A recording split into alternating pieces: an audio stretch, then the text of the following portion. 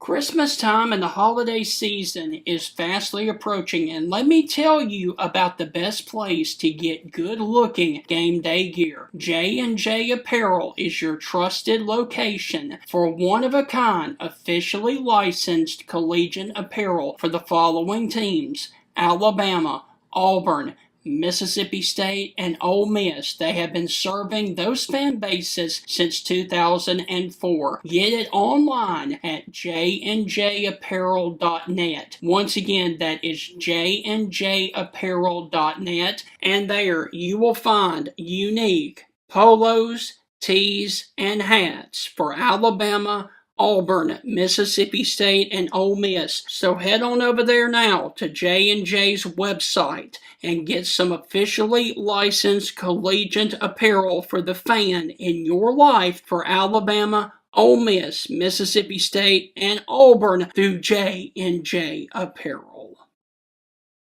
The chill is in the air, and what goes well with cold weather?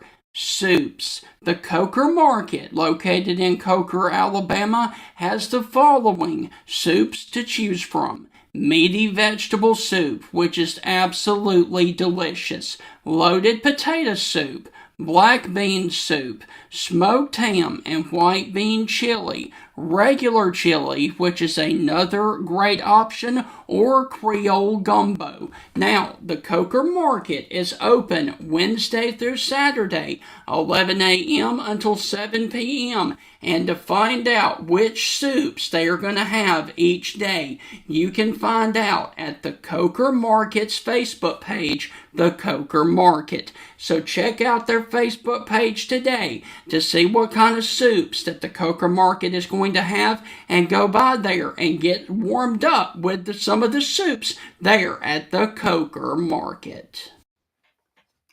And with that, I want to welcome you inside the Wednesday edition of the Stingray Show. Hope all is well with everybody out there, as it was yet another brutally cold night, but things are moderating here across the great state of Alabama and in the Deep South. And we are just a few days away from Christmas, and that is why I am wearing my Christmas sweater right here, and I've got Santa on my Christmas sweater. So Santa Claus is watching you, so you better be aware, because he's everywhere. He's everywhere.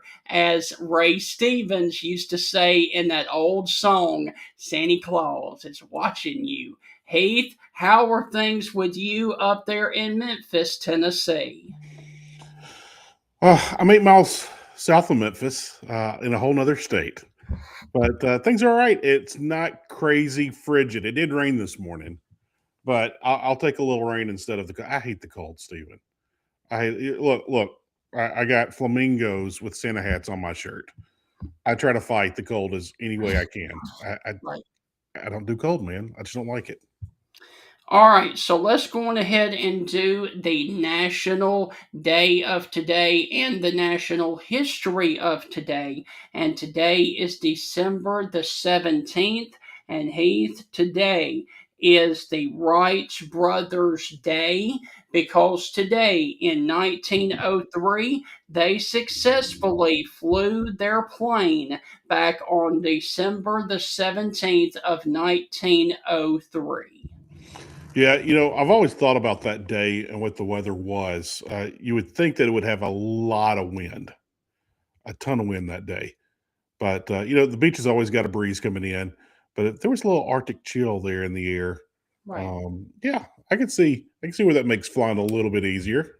So Orville and Wilbur Wright successfully complete their first powered and controlled flight back on this day in 1903, and thus the reason that we have the Wright Brothers Day for today. I'm okay with that. I would ask you who was your favorite Wright brother. No. All right, Heath, Now, a lot of us may be partaking in some of this today. However, I will not because I am not a fan of any kind of flavor of this. But I'm going back to the old days and say this word. Our parents and our grandparents did not actually say the real word, they actually called it maple syrup instead of maple syrup. Today is National Maple Syrup Day. I kind of like the light syrup a little bit more. I don't hate on maple syrup. I like maple syrup. But if I had to pick, there's like the light Karo syrup or the maple syrup. I'm going with the light Karo. That's just me. What about you? I don't like syrup. I don't like syrup. I'm when I do pancakes, I do butter only. Steven, I know you've seen the movie Elf. Can you name me the four food groups? No. Oh, No. Steven. Candy, candy corn, candy canes, and syrup. Yeah. So there you go. All right. And Heath, let me also say, like I said, today is Maple Syrup Day. Can you tell me which state produces the most maple syrup in the United States? And it does over 3 million gallons a year. I'm definitely going somewhere in the Northeast. Yes. Is it in the far Northeast? Yes. I'm gonna say Like it's a like random state. bordering Canada. Yeah, I was thinking like Vermont or New Hampshire. Yeah, You got it. Vermont. You got it. Well, there Now, you go. I'm sure Bernie now, Sanders gets a lot of that PAC money from the maple syrup people. now, up until the 1930s, the United States led in maple syrup production. However, in today's product, Canada now produces the most maple syrup. Doesn't shock me. I mean, they even named their hockey teams. I mean, look at the big maple leaf. Yes. So yeah, I get it. All right, Heath, I'm going to be very disappointed if you don't know this birthday today. Can you tell me who was born on this day back in? I love to disappoint you, Stephen.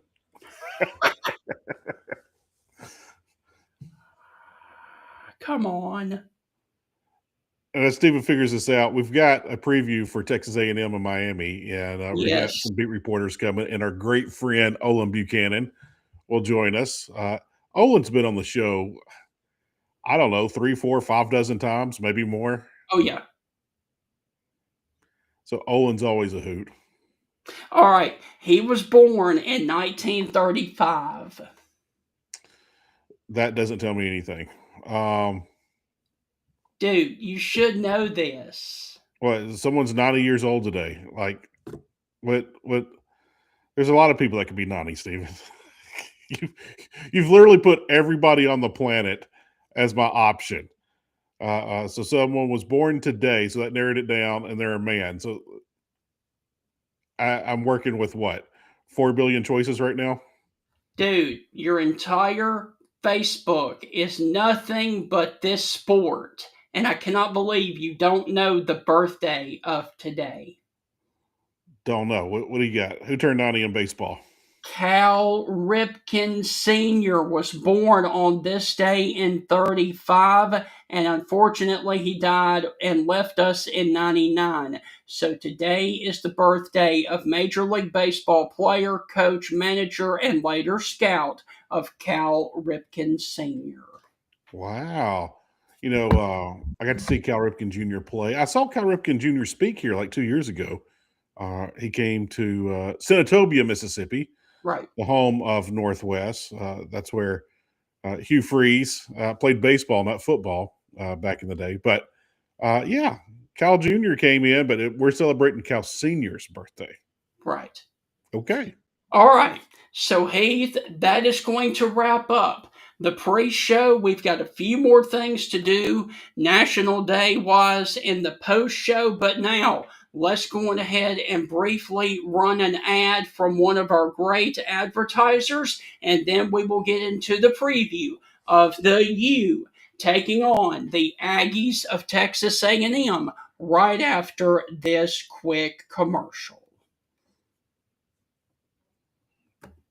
How would you like to live where you love in the state of Alabama? Whether it is you're upsizing, downsizing, retiring at the beach, or relocating for your job, then you are going to want to contact Celeste Hagler, owner of First Class Real Estate South Home Group, with brokers in Tuscaloosa, Orange Beach, and Huntsville. They can help you with the buying, selling, and investment needs throughout the state of Alabama. You can contact Celeste at 205-861-5698. Once again, that is 205-861-5698, and schedule a consultation to discuss your real estate goals anywhere across the state of Alabama.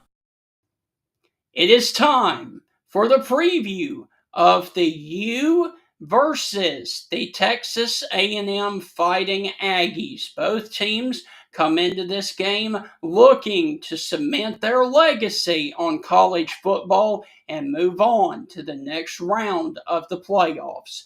Texas A&M is coming into this game after their first loss of the season versus their arch rival Texas back on the last regular weekend of the final season, and the U is the only representative from the ACC. We are going to be joined by beat writers from both schools on this edition of the Stingray Show to preview the U versus the Aggies of Texas A&M right here on the Stingray Show. Hi, this is Tim Brando with a reminder. Look out, you're about to feel the buzz of Stingray. This is Stephen Ray, a.k.a. Stingray, coming to you live from Tuscaloosa, Alabama. I'm Heath Hopkins. I'm here in DeSoto County, Mississippi, right outside of Memphis, Tennessee. You know, Mark, I'm going to put you on the spot. Do you feel that responsibility to pay it forward and give some kid a chance coming up in the ranks, kind of like Tony did for you? Why do you think I'm talking to Stingray tonight? Thank you, man. I appreciate that. No, I mean, look, no. Heath, Stingray, here's the deal. When you get involved with Texas, it's like getting married to a stripper. and let me explain this. It looks good. It's kind of sexy on the surface. Yeah. But then you get the baggage, you get the drama, you get all that eventually comes with it. And that's what you get with Texas, and that's what the Big 12 learned. And Heath, any thoughts on our show moving forward? Hey, with the Stingray Show, if you don't like it, you better learn to love it, because it's the best show going today, baby. Woo! And with that, we want to welcome you inside the real show of the Stingray Show. And now let's get into the nuts and bolts of the U of Miami taking on Texas A&M. And both teams are really looking to cement their legacy. And Heath, like I said, off the top of the show, or at the end of the show yesterday, we were about to find out truthfully if the U is finally back. Because I do believe if they win a couple of games in this playoff, you can say that the U is finally back. They have a huge statement to make on Saturday morning, and to break down the Miami Hurricanes, here is our beat writer for the day that covers the Miami Hurricanes. Here is Adam Luchenstein. Adam, how are things with you in Miami? Doing pretty well. Thanks for having me. And first thing I gotta say, I saw you doing this. Nobody does. You do this. Okay. Gotta get hands. Yeah. Doing well. He was playing, paper football. He's kicking field goals. So. So if you would, Adam, briefly go ahead and talk about this season so far for the Miami Hurricanes as they come into this game as the only representative for the ACC. Yeah, it's kind of been like a tale of 3 seasons for Miami. Like, they started off rolling. And they beat Notre Dame. That's a statement win in week 1, national TV, primetime. Like, they had the TV audience to themselves. Like, everyone saw that. They beat Notre Dame to start. Then they kind of keep rolling. They beat USF, who, was a fringy playoff team in the American this year. They roll over USF. They beat Florida, which obviously Florida didn't have the kind of season they wanted, but at the time that seemed like a pretty solid win. And they beat FSU to start the year 5-0. They're number 2 in the country. Everyone's talking about them. Everyone's raving about them. Then they hit a speed bump. First, they play Louisville. And Louisville, all credit to them, had an excellent game plan, punched them in the mouth, went up 14-0 before anyone could really do anything. That game ends up being close, and they end up losing because Carson Beck threw his 4th interception of the day when the Hurricanes were driving down to potentially tie or win the game. Then they come back. I guess it would have been getting my days mixed up, but 2 weeks later, they go to SMU, another solid team. They trip up there. They play this, well in some respects, poorly in other respects. A few things that, Miami fans have argued about for the last month don't go their way. And they lose that game on the road in overtime. And everyone's kind of thinking, including myself at this point, okay, if they go 10-2, they're probably done. They're probably out of this. And then they hit another gear. And there's a number of reasons for that. The Hurricanes in the last week or two have kind of cited this meeting they had after the SMU game where they basically were like, we're not playing like ourselves. We're letting too much outside noise get in, et cetera, et cetera. But for whatever reason you want to attribute it to, different players making an impact, different game plans, they've been on a roll the last month, pretty much destroying everyone they faced. Now, everyone they've played, for the most part, has been a pretty mediocre team. You're talking Stanford, Syracuse, NC State, and then Pittsburgh. And Pittsburgh being the only one of those teams that was ranked at any point this year. So they've taken advantage of that poor competition, but they've done what a playoff team should do to those competitors. They've blown all of them out. So they're able to sneak into the playoffs, get ahead of Notre Dame. That was obviously a very controversial discussion for a month, basically. They get in ahead of Notre Dame. They get in that 10th spot. And, now we'll see how they do in the postseason for the first time. We're an SEC show. We got Georgia fans that chime in all the time. And Georgia fans love to hate. Let's just say what it is. And they talk about how great their quarterback is now because he drives a pickup and has his dog in it. He drives an old Ford pickup. And their old quarterback was driving this Lamborghini, and they were just hating on it. And that's why they didn't win the national title last year, because the quarterback drove a Lamborghini, which I thought was crazy. So with all that, let's talk about the quarterback play coming into this one.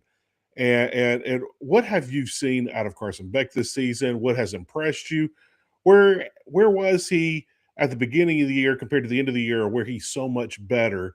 Because I got a feeling a lot of Georgia fans kind of checked out and they never looked back at him to see his development and growth. Where's Carson Beck from beginning of the season to now? And just talk about his play this season. Yeah, kind of the same thing as the team. As the quarterback goes, the team goes. So, he starts off. First, you can't go without mentioning the fact that he was coming off, elbow surgery to repair a torn ligament in his elbow. I think like Tommy John surgery. So, it took him a bit to come back from that. We didn't see him all spring. He didn't, throw it all in the spring. Didn't throw for a good chunk of the summer. So he comes back for fall camp. He starts throwing. He's kind of on a pitch count in practice, but he's full strength for the Notre Dame game. And for those first 5 games, he was decent to very good. He wasn't great in the Florida game, but he did pretty well against USF. He did well against Notre Dame. Did it very well against FSU, threw 4 touchdowns in that game. Then, like I said, he up against Louisville. I think they did a very good job at stopping him. And he had the stereotypical Carson Beck game where he was seeing ghosts at some point. Like one of the interceptions, I think, was a less bad pick. I think there was PI on that play, but whatever. Any day you throw 4 interceptions, it's inexcusable. So I had a pretty bad game there. And then against SMU, he had 2 interceptions in that game, one of which was very much not his fault. It literally bounced off the receiver's hands. Very much not his fault. But the second interception he threw was his fault, and it was in overtime, and it cost him the game. So up through that point, very, very up and down. And then since then, it's just been straight up. He's been phenomenal. He is hitting 80% of his passes. He's thrown, I think, 11 touchdowns, 1 interception. He's playing very, very well. And again, like I said earlier, the question is that against poor competition, or is he actually turning a corner? And I think it might be a little bit of both, but I think it's definitely the latter because he has been so accurate. The Hurricanes offense is not designed for him to go, big game hunting 15 times a game, kind of like they did last year with Cam Ward. They're different quarterbacks. Carson Beck's strength, he can throw the ball downfield, and he has done it well in recent weeks when he does. But his main strength is getting the ball out, hitting guys accurately, getting the ball to the spot it needs to be, and letting his playmakers make plays in space. I'm sure we'll talk about Malachi Toney, but you can throw the ball 5 yards downfield to Tony, and he can turn that into a 15, 20, 30-yard reception with his playmaking ability. So that's kind of been his biggest strength lately, is just getting the ball to his receivers and letting them make plays. And how's the Lambo? Well, I don't know if you saw, it got kind of memed online. Back in the spring, somebody broke into his house and stole his car. What? Yeah. I think stole his car and his girlfriend's car at the time. And like people were joking about it because it's kind of ridiculous. Like, welcome to Miami, your Lambo's getting stolen. But like, I actually went in and read the police report, and it's like these people did not just hotwire the car; they broke into his house and stole the keys. Which someone breaks into your house in the middle of the night, like it's not funny anymore. Like that's Right. scary. But since then, no incidents as far as I know.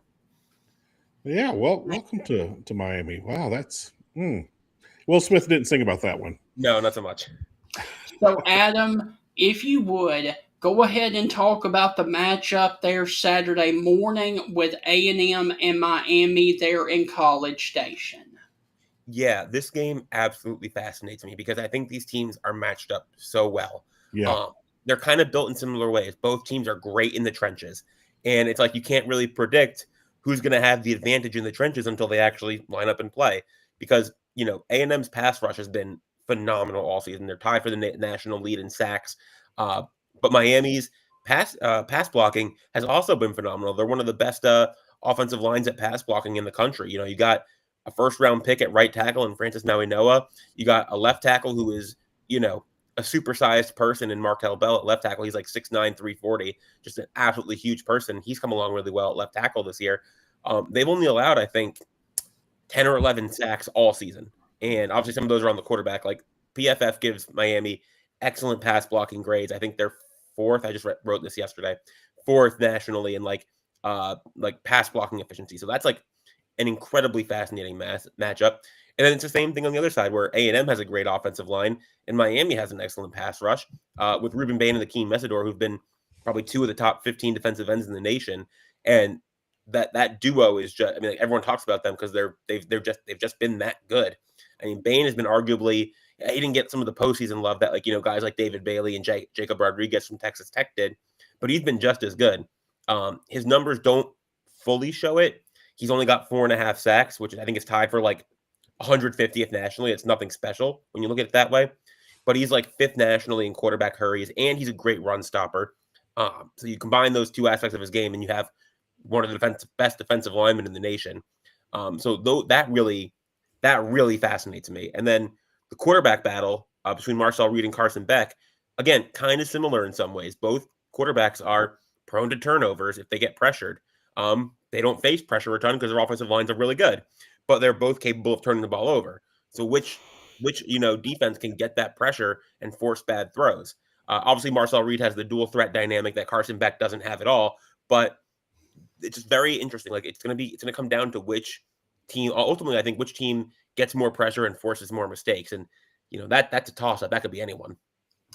Adam, I do want to talk about briefly the news that dropped yesterday that the ACC, some teams will be going to 9 next year. I think it's 12 teams playing 9 games, and then the other ones will only be playing 8. Talk about that whole fiasco there in the ACC. Yeah, if you thought it was confusing this year, wait till 12 teams play 9 conference games and 5 teams play 8. I'm sure that will be fine. There won't be any issues there. But they are going to, I think, because they have an odd number of teams, so they're going to have all but one team play 9 conference games starting in 27. So I get that's how math works. You can't have every team play the same number of conference games and you have an uneven number of teams. I get it. Right. But yeah, it was just a whole. I don't know if I can curse, but a show that starts with the word S. A different word. Yes. That's what it was this year. And like all credit to Duke. The tiebreakers were purely objective. They were all laid out at the beginning of the year. Everyone agreed to them. They are what they are. And Duke inched out ahead because the conference opponents had a higher winning percentage than Miami did. It is what it is. And like, I'm not the kind of person, there's been a lot of discussion with both the ACC tiebreakers and, the CFP, the protocols and stuff with taking 2 G5 conference champions, and all that. Everyone's talking about that stuff. I'm not the kind of guy who is like, oh, something weird happened, we have to change it so weird things don't happen. I love college football because it's weird, because weird things and strange things happen, and just because they happen every once in a while doesn't mean we have to change everything. But yeah, like I said, the ACC tiebreakers this year, it did not end the way I'm sure the conference would have liked, because it cost them a conference champion in the playoff.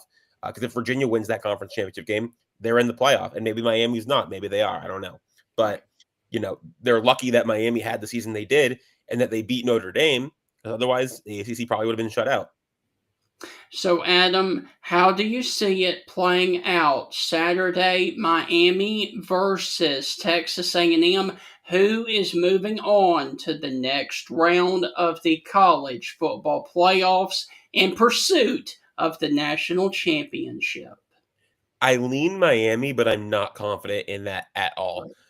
Like I said, I think this game's going to be very close. I think these teams match up so well that this game, it could come down to if Carson Beck or Marcel Reed throws a pick in the first quarter and that gives a team an extra possession, that could be the game. Like that could decide it right there. I think this is going to be a game of inches. I think it's a great matchup.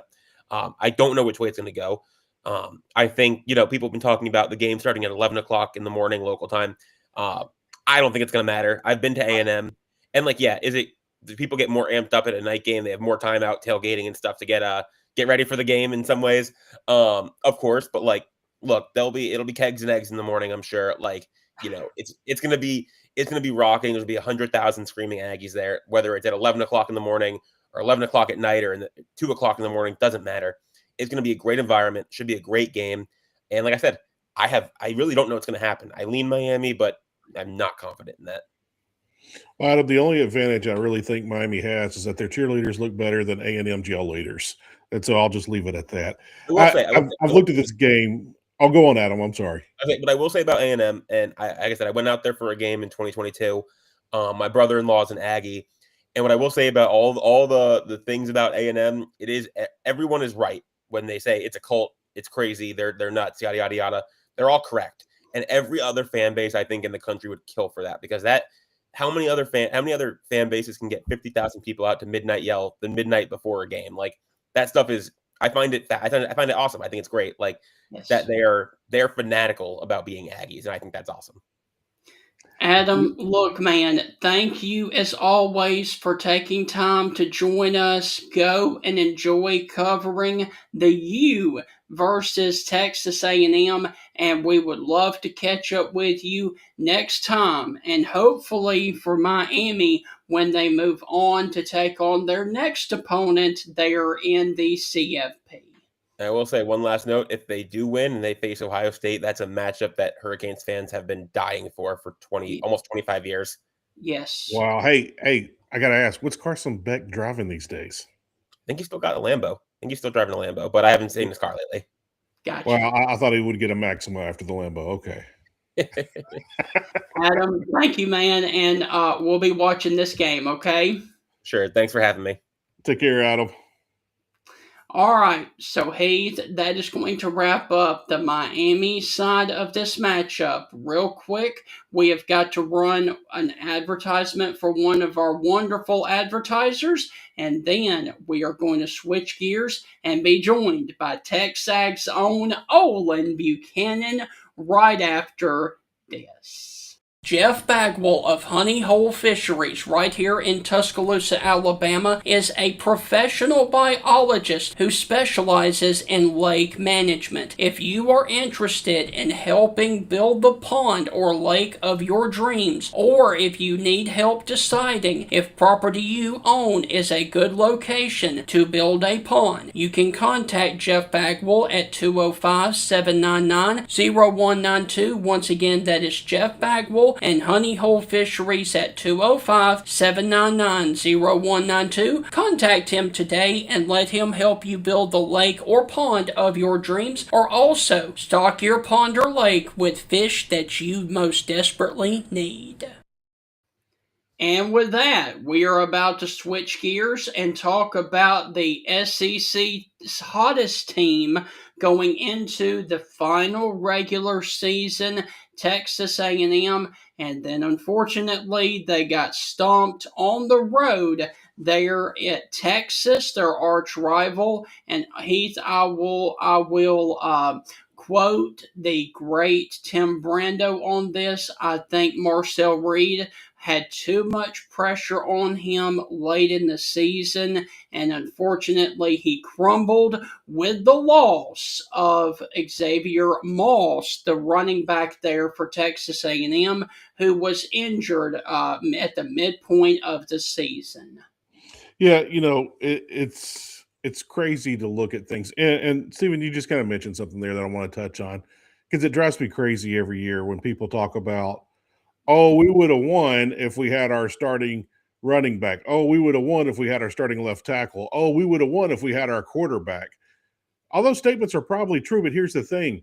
It's not the starting quarterback versus the team you're playing. It is your team, which includes the depth and the backups and everything else, versus the other team and all of their depth. So, even when an underdog beats a big team, like, well, y'all wouldn't have won if so-and-so didn't get hurt. Well, guess what? You should have better depth. So that always drives me crazy. It's a team game. It's a team sport. It's the ultimate team sport. And you have to rely on all 11 men on the field and its backups. You do. I misspoke. I want to correct myself before Olin comes on. Le'Veon Moss was the running back that Texas A&M lost, not what I said. It was Le'Veon Moss. What did you say? Xavier, I think. I don't know. It's still early in the morning. But anyway, Le'Veon Moss, that was a huge loss for Texas A&M, and it really showed the back half of the season, especially in that South Carolina matchup and then the Texas A&M or Texas matchup. But Heath, like you said earlier this week, nobody is talking about the Aggies right now. Everyone has kind of written them off, and I think that is a perfect spot for them to be in, especially with Mike Elko pumping, hey, nobody's talking about us. It's us versus the world. Yeah, anytime you could take the attention off yourself before a big game is always ideal. And you always have some, idiot, boneheaded moron that will come out and say something stupid in the papers and get everybody riled up and give bulletin board material to the other side. A&M got humbled in that Texas game, and do I think that Texas do I think Texas is the better team than Texas A&M? No, but Texas grew and got better as the season went on. So did A&M. But look, if A&M and Texas play, 10 times, I don't know what the final score is going to be. I don't know if Texas comes out ahead. I'd like to think A&M does, but I'm not confident in that answer. So here's the thing. It's not like Texas, the Longhorns came in and just crushed A&M. It's not like A&M is a bad team. It's not like A&M's falling apart here at the end. And we know about A&M fans waiting for the other shoe to drop and everything. I get it, A&M. I do. But this team just seems different, Stephen. It just seems different. Olin Buchanan said back in the summer, you can go back and look at our old shows when we had Olin on. He said this has the talent to be a 10-win team. And they surpassed that. This is a very, very talented team. And, yeah, they're coming off a loss, but I'm with you, Stephen. I like that they are coming into this game with no one really talking about A&M and pushing A&M and all of that. And Olin, was he checking his list, checking it twice? I believe so. So let's go on ahead and bring in the always entertaining and exciting Mr. Olin Buchanan, who I'm sure, just like you said, with the loss to Texas, there's a little bit of the battered Aggie syndrome down there in College Station. But hey, a win over Miami can make all of that go away. Olin, how are things with you in College Station? Well, things are good. I was a little bit concerned, though. I heard he's talking about idiots bonehead's a moron. I thought that was my introduction. No, not at all. And then I thought we were talking. Well, we're talking about that running back, Stingray on Moss. Yeah, glad to have him back. That does make the Aggies a little bit better. Hey, let me ask you this: have you guys ever heard that it's hard to win a SEC road game at night? I have heard that. Yes. Yeah. So as frustrating as it was for Aggies, and there's never a good excuse for losing to Texas. Right. It's not something that's, plus you're playing a ranked SEC team on the road at night. Man, Who's that's the better rival. Yeah, it's not like those things don't happen. So, Right.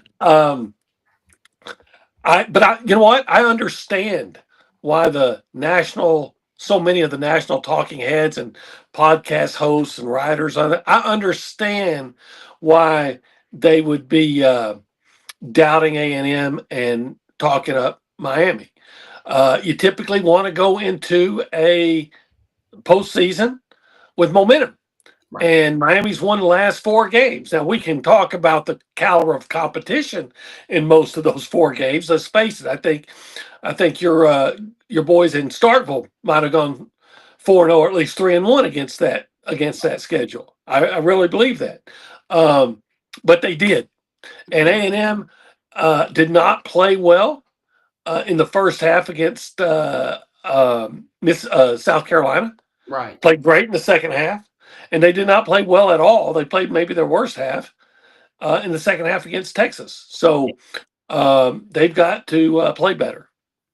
So, Olin, if you would, go ahead and talk about the excitement and the little bit of angst going into this game with Miami in the first round of the playoffs there on Saturday. Yeah, I think there's, without a doubt, a ton of excitement. A&M's in the playoffs. I think for anybody, any team, even Ohio State and Alabama, there's excitement to be in the playoffs. But A&M's in the playoffs for the first time, and they're hosting.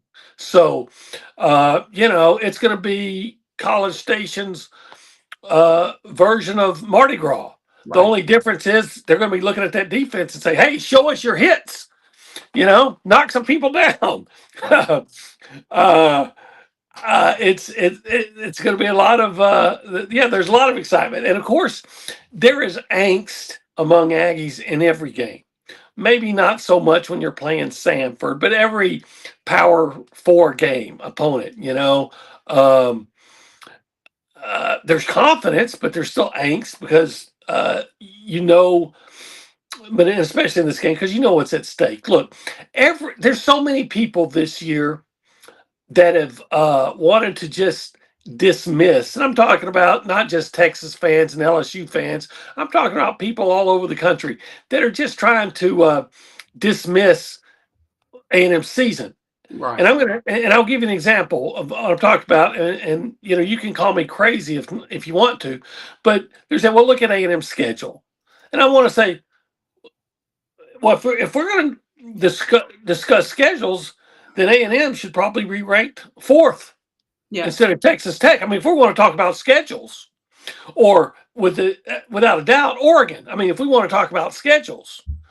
So there's this, hey, the SEC, A&M didn't play the teams in the SEC that weren't good. Well, they played LSU when LSU was ranked. They played Missouri when Missouri was ranked. Yeah.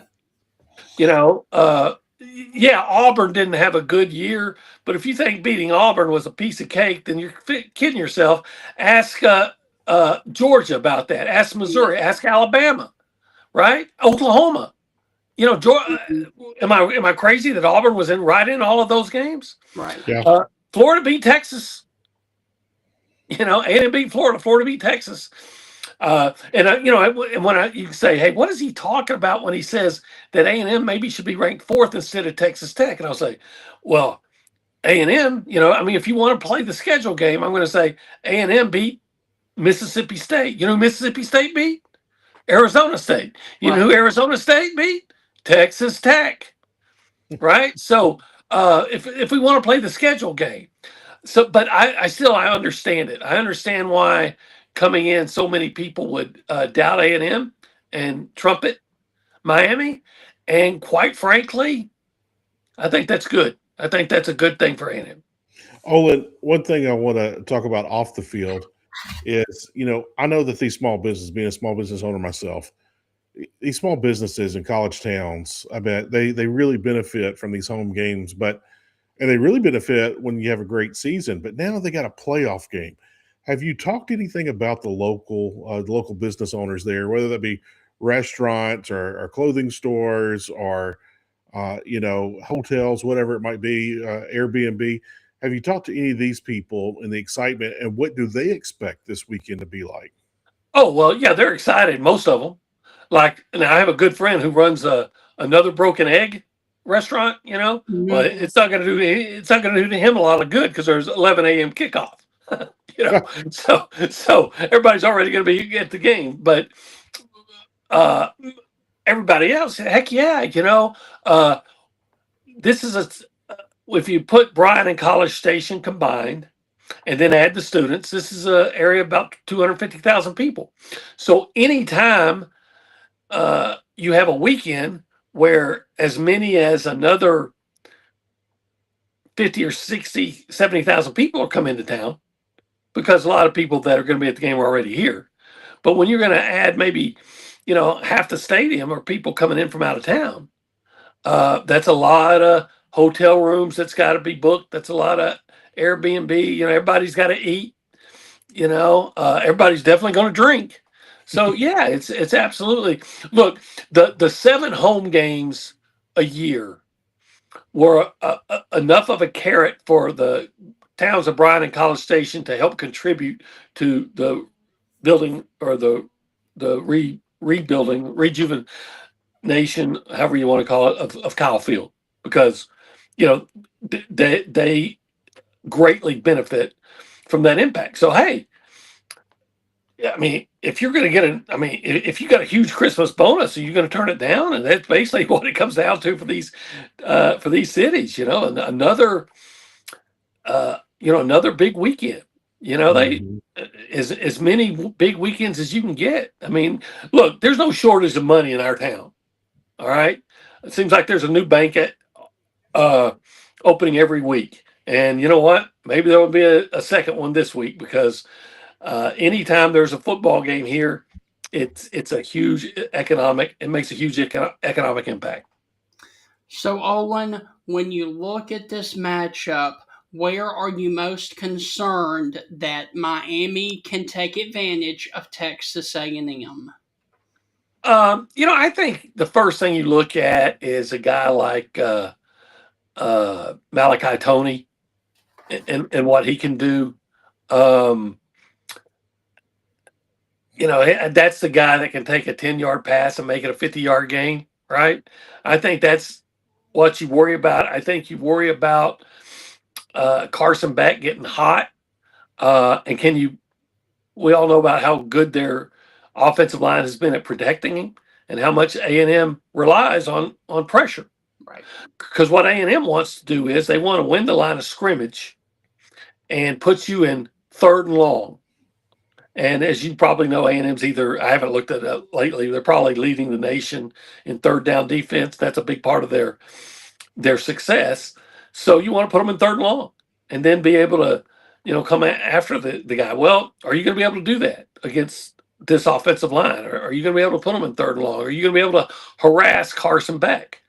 And I think that's the thing that really stands out. Of course, their defense is really good, but I think A&M feels like I think A&M feels like their offense is explosive against anybody. Now, I know they didn't score a lot of points against Texas, but they moved the ball. They missed a field goal, had one blocked, had penalties, which is always. I guess what I'm going at is there's a lot of admiration for Miami and understanding how good Miami is. No one's doubting that. But I think A&M, rightly so, looks at themselves and say, hey, if we do what we're supposed to do, against anybody, they feel like they can be successful.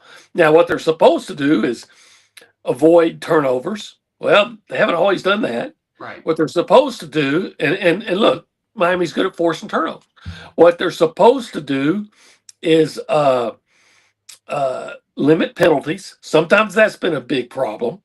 Too many penalties. What they're supposed to do is take advantage of your scoring opportunities. Well, A&M's kicking game is erratic. Right.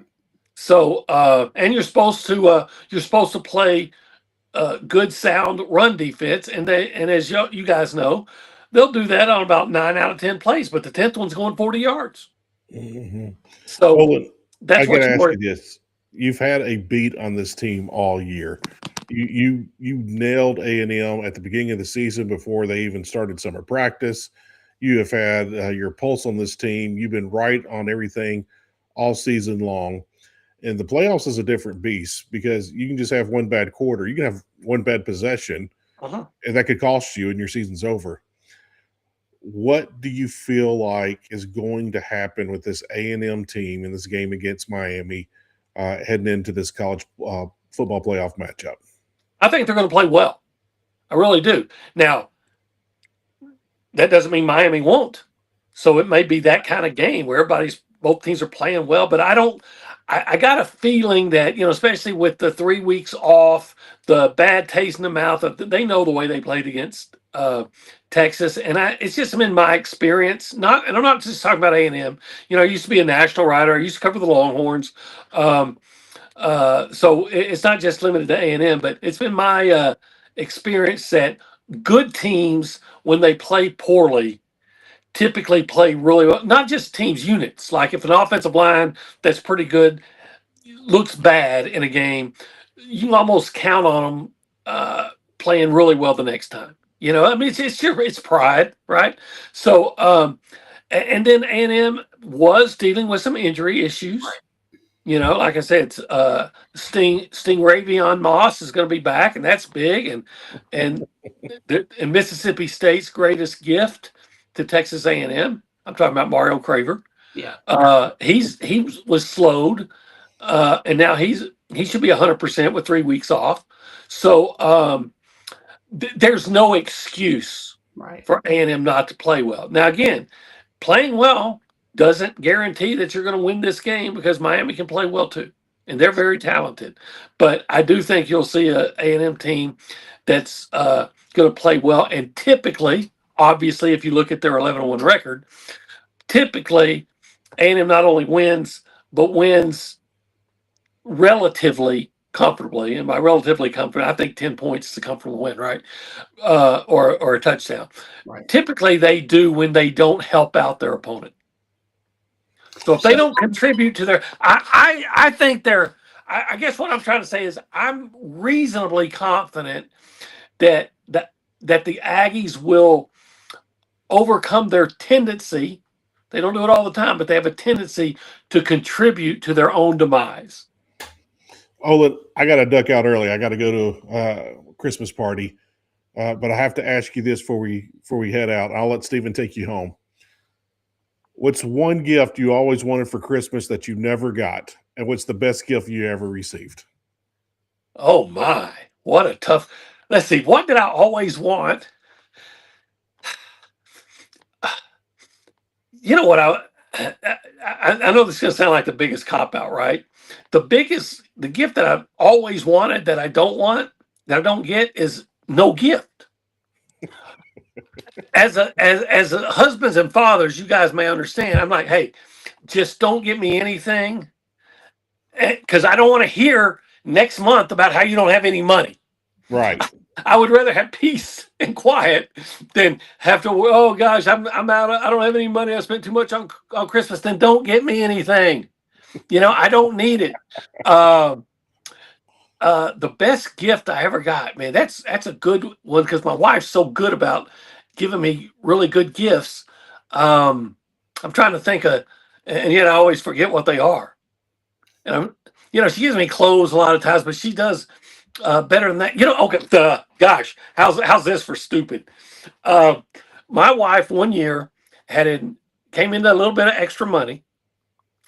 It's ridiculous. Now I had to pay for most of this, but she surprised me by putting a down payment down. She one time asked me what was my, we're laying in bed one night. She said, "Oh, what was your dream car?" And I said, "Oh man, I always, I wish I could."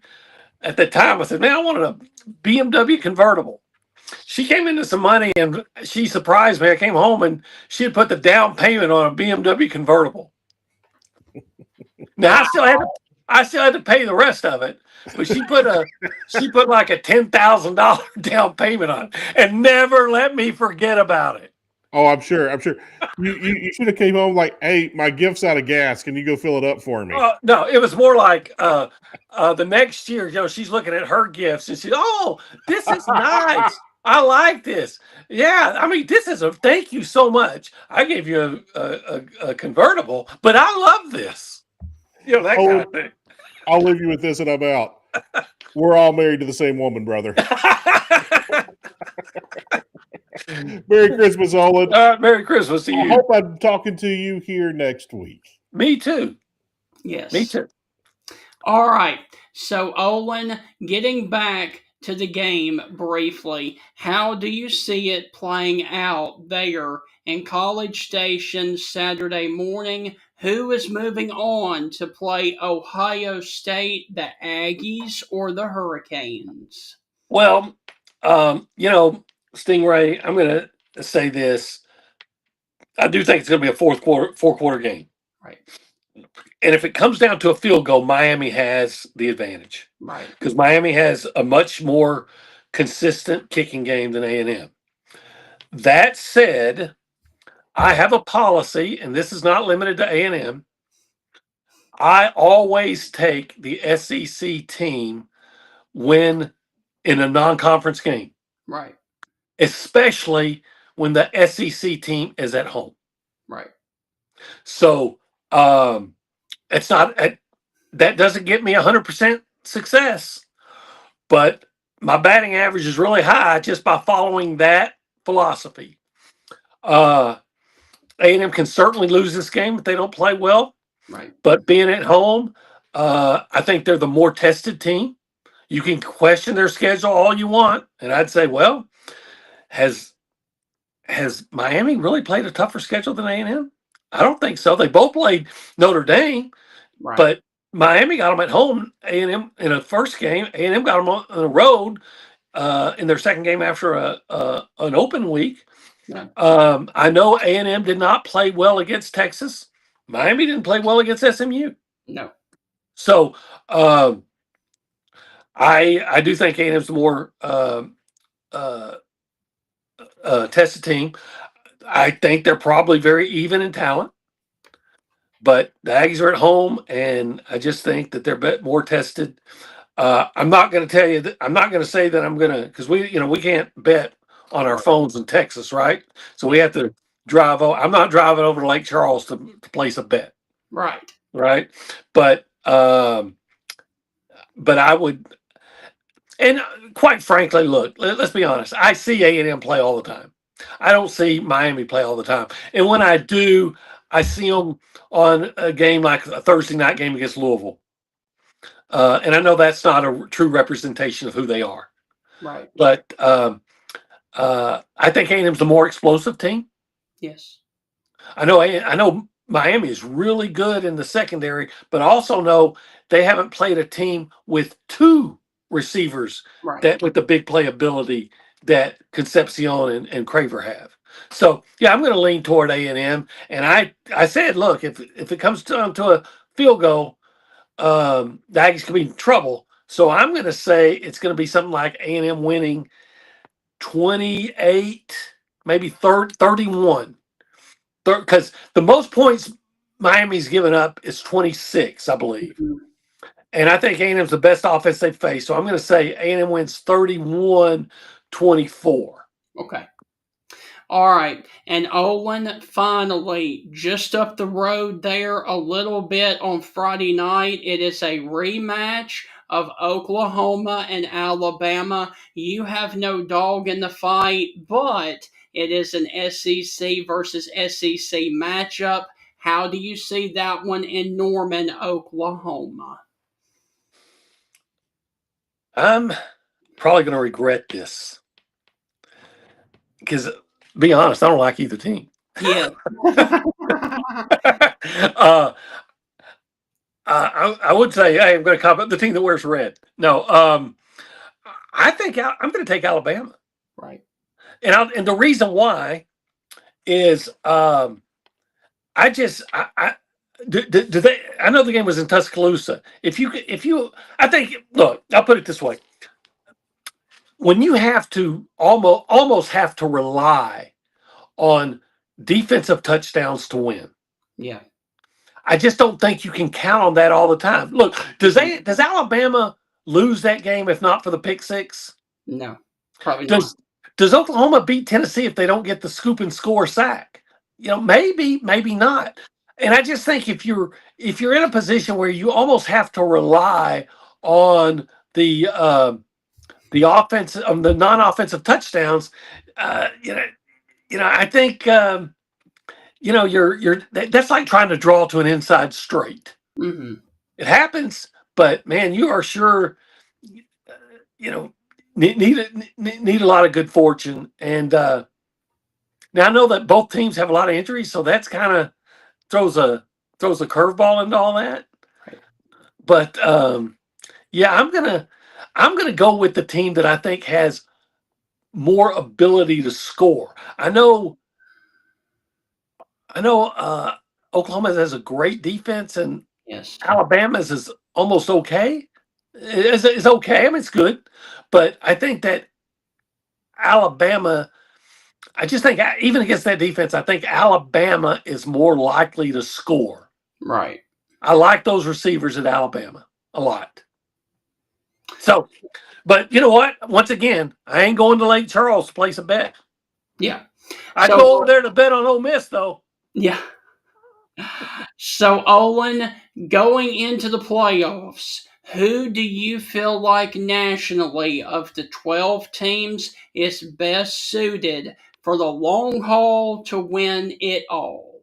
If I had to put all my money on one team, I don't care what happened 2 weeks ago. I'm still putting it on Ohio State. Okay. Wow. So not Indiana, because Indiana is the lucky pick that everybody's doing. Yeah, and I respect Indiana, and they're a fun team to watch. But you know what? Again, if you're counting on a kicker to shank a 20-yard field goal to win, then how often is that going to happen? Right. Right. And you know what? Those two teams might play again. Mm-hmm. I would say that if I had to bet on one team, it would be Ohio State. All right. So Olin, look, man. Hey, who are you picking? I got Indiana. Okay. All right. I got Indiana, and I've got Texas Tech. All right. I know you don't like that, but I don't dislike. A lot of Aggies have an issue with Texas Tech, and it goes back. It goes way back to one time when they tore down the goalposts and threw it into the Aggie section where all the visiting fans were, and there's just a lot of. I personally don't have a big issue with Texas Tech. Right. So yeah, maybe, but once again, I'm going to go back to that team that lost to Arizona State. The team that lost to Mississippi State. Yeah. So there you go. I think it's a lot easier to go 11-1 or 12-1 through the Big 12 than it is a lot of other places, Big 10 or the SEC. Yeah. So Olin, look, man, go and enjoy covering the Aggies. Hopefully, you guys will make the trip to take on Ohio State. We are pulling for the Aggies this Saturday there in College Station. Merry Christmas to you and yours, and we will definitely catch up with you when the Aggies take on Ohio State in the next round of the playoffs. All right, Stingray, have a great holiday. Yeah, Merry Christmas, man. Merry Christmas. Whoop, get 'em. Let's go. That's right. Remember, America starts with A&M. Yes, sir. America begins with A&M. There you go, Olin. Merry Christmas, okay? All right. Merry Christmas to you and to all a good night. Yes. All right, so guys, that is going to wrap up the Miami and Texas A&M preview show. I really do want to thank Olin Buchanan and Adam Lutzenstein for joining us on this edition to cover this game from Miami and from Texas A&M. Tomorrow morning, we are going to be previewing the game that is going to be in Norman, Oklahoma on Friday. That is going to be Alabama and Oklahoma. We will be joined by a beat writer from Alabama, and then we will be joined by Ryan Aber from the Oklahoma Sooners to break down that matchup. So tomorrow is a preview of the Friday night game to start off the playoffs of Alabama and Oklahoma. And we will see you right back here on the Stingray Show on social media, wherever you are watching this tomorrow morning. Have a wonderful rest of your hump day out there, and we will catch you tomorrow. The chill is in the air, and what goes well with cold weather? Soups. The Coker Market, located in Coker, Alabama, has the following soups to choose from. Meaty vegetable soup, which is absolutely delicious. Loaded potato soup. Black bean soup. Smoked ham and white bean chili. Regular chili, which is another great option, or Creole gumbo. Now, the Coker Market is open Wednesday through Saturday, 11 a.m. until 7 p.m. And to find out which soups they are going to have each day, you can find out at the Coker Market's Facebook page, The Coker Market. So check out their Facebook page today to see what kind of soups that the Coker Market is going to have, and go by there and get warmed up with some of the soups there at the Coker Market. For over 100 years, the Bank of Moundville has been a name clients can trust. The Bank of Moundville is more than just a bank. They're your neighbors, your friends, and your community partners. Their unique approach to financial education has always centered around families. They believe that financially strong homes today lay the foundation for a brighter futures for tomorrow's generation. You can call them today at 205-371-2227. Once again, that is 371-2227 to schedule an appointment to build your financial security. The Bank of Moundville is a member FDIC and an equal housing lender. We all enjoy the changing of the seasons. Fall is a special time to be thankful for our families and many blessings. It is also a great time, though, to review your insurance coverages. Alpha Insurance and hometown agent Jeff Nee can help you personalize your insurance needs. The more you protect, the more you save. With helpful customer service teams right here to serve you in Alabama and over in Mississippi, you can count on Alpha to provide the insurance plan that provides the protection that you need. For all your auto, home, life, and business insurance needs, call Alpha agent Jeff Nee or drop by his office at 202 McFarland Boulevard East, Suite 101 in Tuscaloosa, Alabama. And remember, with Jeff Nee, the more you protect, the more you save. Christmas time and the holiday season is fastly approaching, and let me tell you about the best place to get good-looking game day gear. J&J Apparel is your trusted location for one-of-a-kind, officially licensed collegiate apparel for the following teams: Alabama, Auburn, Mississippi State, and Ole Miss. They have been serving those fan bases since 2004. Get it online at jnjapparel.net. Once again, that is jnjapparel.net, and there you will find unique polos, tees, and hats for Alabama, Auburn, Mississippi State, and Ole Miss. So head on over there now to J&J's website and get some officially licensed collegiate apparel for the fan in your life for Alabama, Ole Miss, Mississippi State, and Auburn through J&J Apparel.